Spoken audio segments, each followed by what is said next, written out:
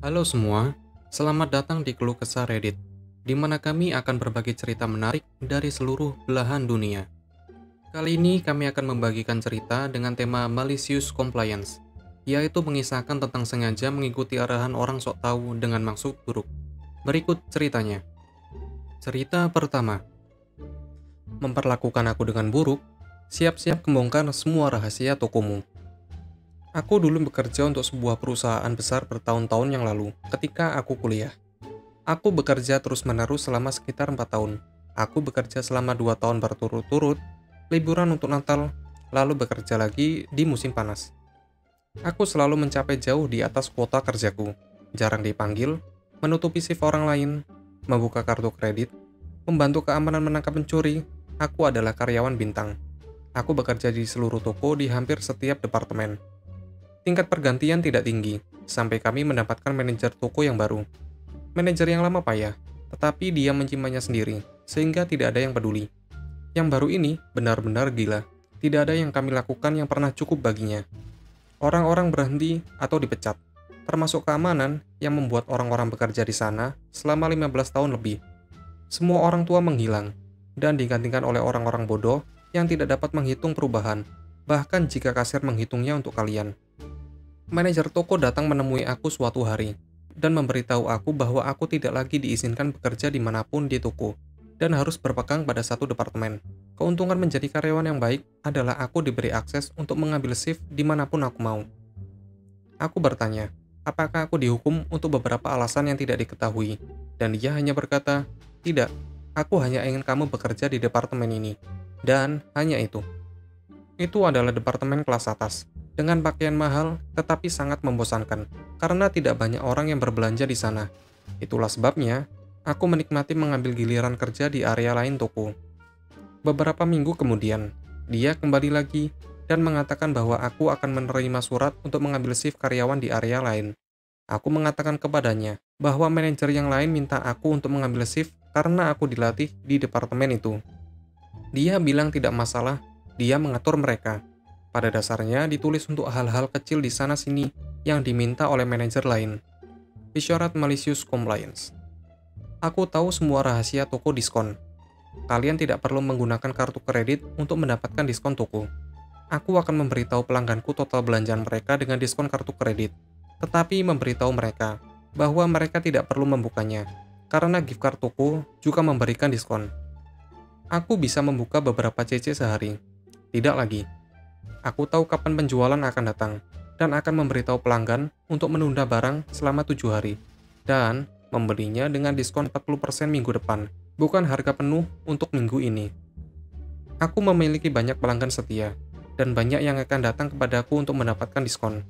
Membutuhkan waktu lebih lama, tetapi mereka mendapatkan uang mereka, dan jumlah toko mulai menurun. Aku menyimpan kupon di kasirku, yang selalu memberikan diskon 20%. Kalian seharusnya membuang kupon yang pernah digunakan, tetapi aku terus menggunakannya kembali. Nomor SIU-nya sama. Aku memberitahu teman rekan kerjaku apa yang aku lakukan, dan mereka mulai melakukannya juga. Mereka mengadakan pertemuan triwulan, dan aku biasa duduk di sana sambil tersenyum di dalam. Ketika manajer toko yang baru tidak dapat memahami mengapa semua angka itu anjlok. Mereka tidak membuka sisi sebanyak-banyaknya. Penjualan tidak terlalu bagus, pergantian karyawan gila-gilaan, pencuri mencuri ke kiri dan ke kanan. Aku berhenti tidak lama kemudian. Perlakukan orang dengan buruk, dan lihat apa yang terjadi. Cerita kedua. Membiarkan aku pergi? Bagus, kalian akan kehilangan banyak uang. Ini sekitar 10 tahun yang lalu. Aku selalu berpikiran sangat teknis dan mampu membaca blueprint, membuat perangkat yang rumit, mengelas, mic, tik, stick, bahkan bersertifikat. Aku mengambil pekerjaan bergaji tinggi dengan perusahaan yang membuat beberapa hal untuk kereta api. Pekerjaan itu membutuhkan sebagian besar keterampilanku yang aku sebutkan tadi. Itu adalah departemen yang sangat kecil. Sebenarnya hanya ada 2-3 orang dari kami. Tapi kami bergaul dengan baik dan saling support, yang menyebabkan produksi sangat tinggi. Sayangnya, satu orang lain di departemenku pergi untuk pekerjaan yang lebih baik, yang meninggalkan aku sendiri. Atasanku juga hebat, suka bercanda denganku, meninggalkan aku sendiri untuk fokus pada pekerjaan dan mendukungku ketika aku membutuhkannya. kami sebenarnya merakit signal enclosure and mast and ladder house untuk rel kereta api. Maju cepat 3 tahun kemudian. Pemilik membeli lokasi yang jauh lebih besar dan memindahkan seluruh perusahaan seperti yang kalian duga. Beberapa departemen diacak. Yap, departemenku diubah menjadi departemen yang sama sekali berbeda, yang tidak tahu apa yang aku lakukan. Pada awalnya, itu baik-baik saja, tetapi mulai berbentuk buah pir dengan cukup cepat. Atasan baru tampak baik pada awalnya, tapi aku segera menyadari dia adalah sneaky person. Misalnya, aku harus membantu departemen prototype perakit rumah tiang dan tangga jenis baru yang lebih ringan. Jadi, aku mencetak masalah dan menyarankan perbaikan dan lain-lain. Supervisor baru tidak senang. Dia terus datang dengan terengah-engah, mengarang pelan, berdiri di atas bahuku, dan lain-lain. Dia akhirnya menyela dan bertanya dengan suara marah, "Berapa lama lagi ini akan berlangsung?" Aku menjawab, "Aku punya 4 jam lagi hari ini, dan 8 jam setiap hari setelah itu." Dia terlihat bingung. Jadi aku menjelaskan, "Ini departemenku. Ini adalah tempat aku bekerja. Ini adalah tanggung jawabku. Jadi, kalau 2 bulan, itu yang lama." Hampir seolah-olah mendapatkan kata terakhir dalam dia berkata, "Kamu bekerja di mana, dan kapan aku memberitahumu?" Dan dia pergi. Hari berikutnya, aku dipanggil ke kantor, dan mereka memaksaku untuk menandatangani surat yang menyatakan aku sekarang bekerja di departemen supervisor baruku. Tidak masalah bagiku. Aku melihat dari kejauhan di departemen baruku karena semua stok, perangkat keras, suku cadang, pesanan, dan lain-lain. Dari departemen lama aku mulai menumpuk. Dan karena aku satu-satunya yang bekerja di departemen itu, atau lebih tepatnya, dulu bekerja di departemen itu. Tidak ada yang melakukan sesuatu tentang hal itu. Setelah sekitar 2 minggu, departemen lamaku menjadi bencana. Dengan barang-barang yang dilemparkan kemanapun itu akan cocok. Pesanan mulai meleset dari tenggat waktu, dan atasan menginginkan jawaban. Benar saja, aku dipanggil ke kantor, di mana supervisor baru menyalahkan aku untuk semuanya, tapi tidak mengizinkan aku berbicara. Tentu saja, mereka membiarkan aku pergi tanpa alasan atau dokumen apapun. Ekspresi kelegaan di wajah baruku.